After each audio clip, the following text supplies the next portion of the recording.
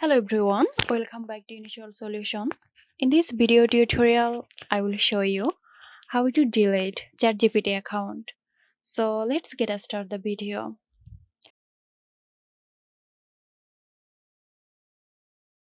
To delete your ChatGPT account, open the app on your mobile phone. Now click on these two lines and from the bottom, click on your profile picture or your name. Here you will see some options shown here. Click on data controls. You will find the delete account option at the bottom. Click on it. Now here, read what ChatGPT has to say. It says deleting your account is permanent and can't be undone. If you have an active subscription through the Google Play Store, you will need to cancel that separately.